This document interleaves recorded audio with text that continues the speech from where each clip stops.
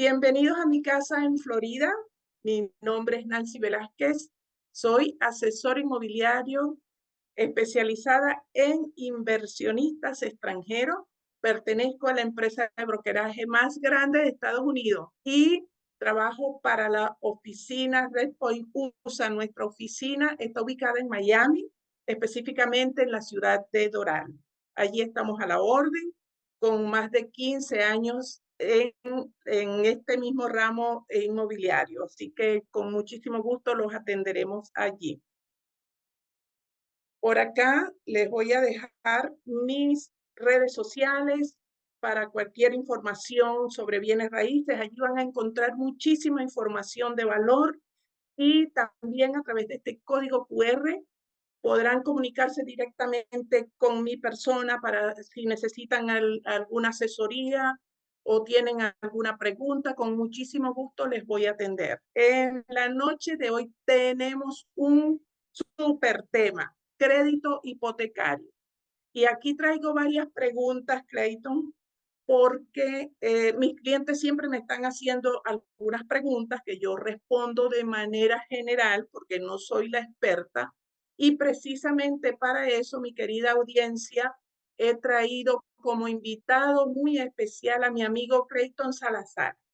Clayton pertenece a una de las empresas más grandes eh, financieras, como es Q Capital. Pero aquí yo no voy a hablar de ellos. Espero que Clayton, por favor, te doy la bienvenida y por favor, preséntate. ¿Quién es Clayton Salazar y por qué representa, qué es lo que representa Q Capital? Claro que sí, pues primero que nada, muchas gracias Nancy por la invitación a estos espacios siempre de aprendizaje para nuestros clientes para que vean qué es lo que podemos hacer nosotros por ellos, ¿ok? Mi nombre, como tú dices, es Clayton Salazar, trabajo para Q Capital. Q Capital es el banco americano o el banco número uno americano para préstamos hipotecarios para extranjeros. Llevamos en la industria más de 20 años. Hemos hecho en los últimos años más de 8 billones de dólares en préstamos hipotecarios para extranjeros y tenemos ya un proceso armado para nuestros clientes extranjeros para poderles ayudar de principio a fin a hacer esa inversión inmobiliaria aquí en los Estados Unidos con los mejores términos y de la mejor manera. Magnífico. Bueno, ya están oyendo de qué se trata. Traigo lo mejor de lo mejor. Entonces, Clayton, antes de comenzar, dime, ¿por qué en estos momentos es el momento ideal para invertir aquí en la Florida?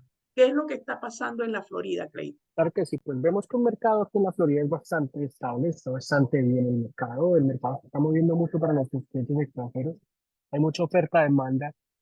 En este caso es muy bueno invertir.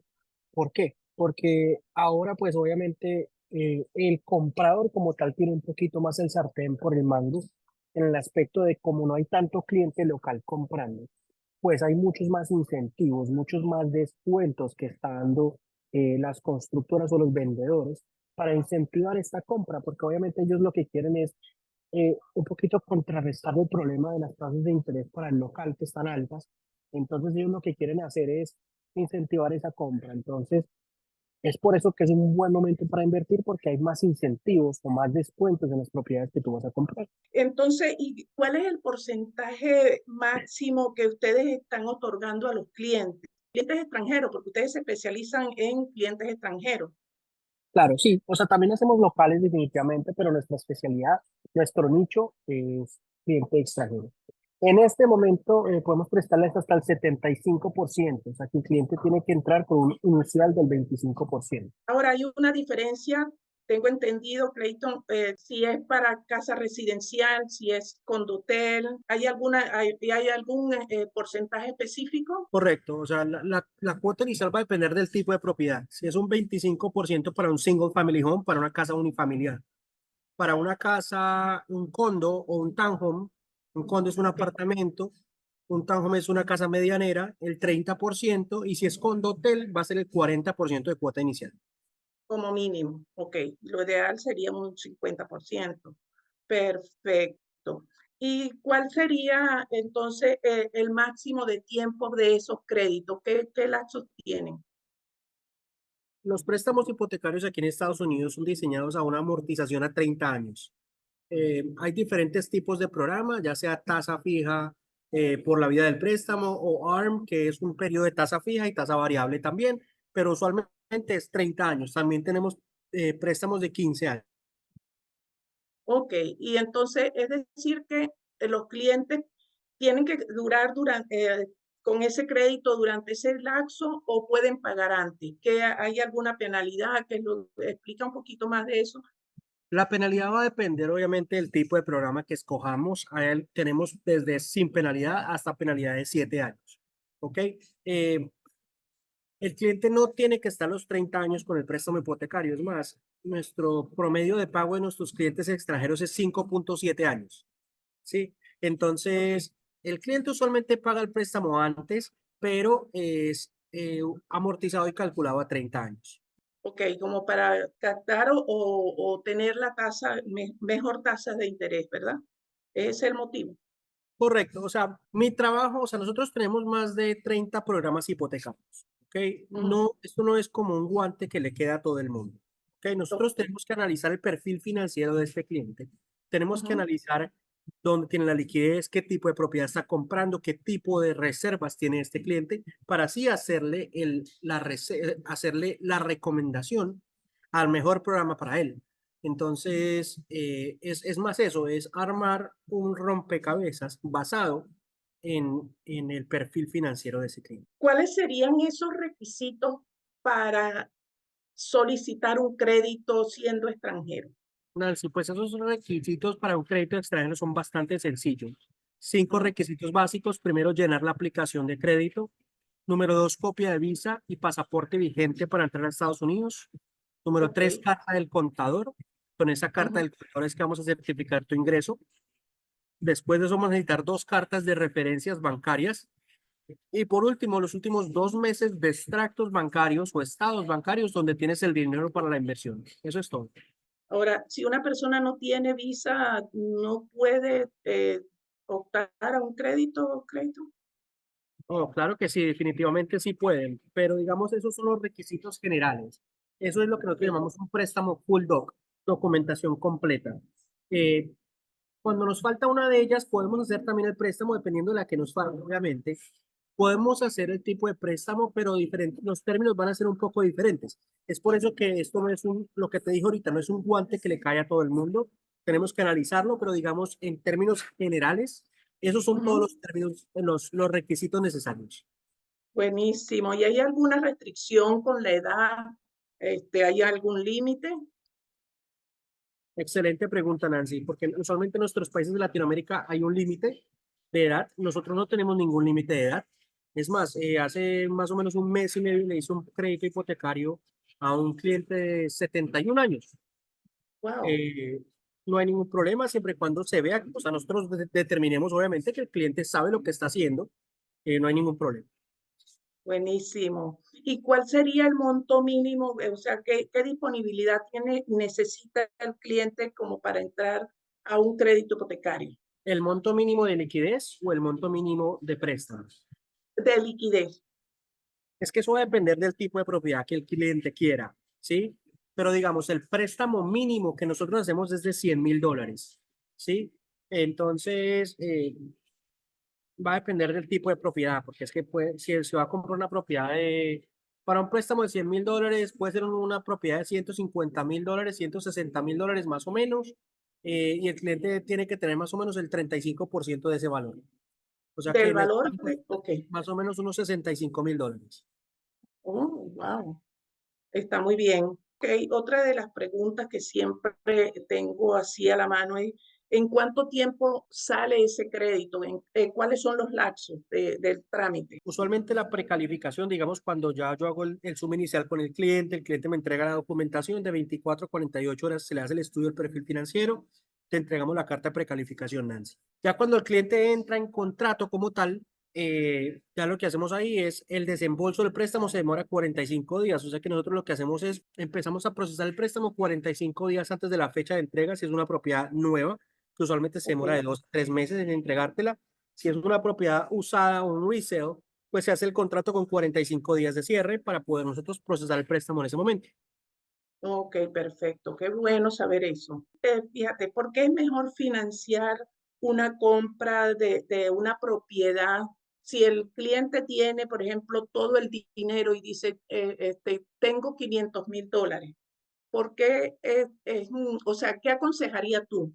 ¿Es bueno, es mejor financiar y aprovechar ese capital? ¿Cómo lo defines tú? Usualmente en nuestros países, nuestros países de Latinoamérica, obviamente la gente está acostumbrada a eso. El chip de nosotros en Latinoamérica es: tenga todo pago, mijo, no le deba nada a nadie, es mejor tener el carrito viejo que el carrito nuevo, pero que es suyo. Y ese es el modelo que funciona en las economías como de Latinoamérica. Pero en la economía de Estados Unidos se fomenta el apalancamiento. ¿Por qué? Porque pues tiene unos términos bastante sencillos, las tasas de interés son muy favorables. Entonces, se recomienda que el cliente simplemente, primero, diversifique, segundo, aumente su retorno, porque entre más invierta, pues su retorno va a bajar. Y también puede diversificar, porque en lugar de comprar una propiedad, pues puedes comprar tres. Entonces vas a generar el triple de plusvalía que lo ibas a generar en una sola propiedad.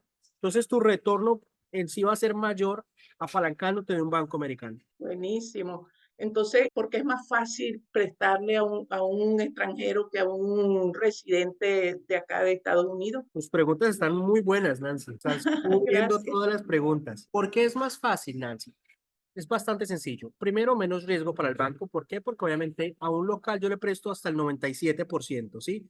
A un Ujú, extranjero pues, es un máximo del 75%. Y obviamente, pues, el trabajo de los bancos es simplemente el análisis de riesgo, ¿sí? Entonces, entre claro. menos riesgo, mejor tasa. Obviamente, pues, primero es eso, el valor de préstamo. Segundo, nosotros los extranjeros tenemos una buena reputación con los bancos americanos. ¿Por qué? Porque somos buena paga, somos un clientes más responsables, somos clientes que no queremos arriesgar ese 25 o ese 30 o ese 40% que estamos poniendo de cuota inicial. Entonces es por eso que hacemos los pagos, como te dije temprano, o sea, nuestro promedio de pago es de 5,7 años. Entonces, Wow. ahí vemos que eso le gusta al Banco Americano. El Banco Americano tiene bastante apetito con los clientes extranjeros.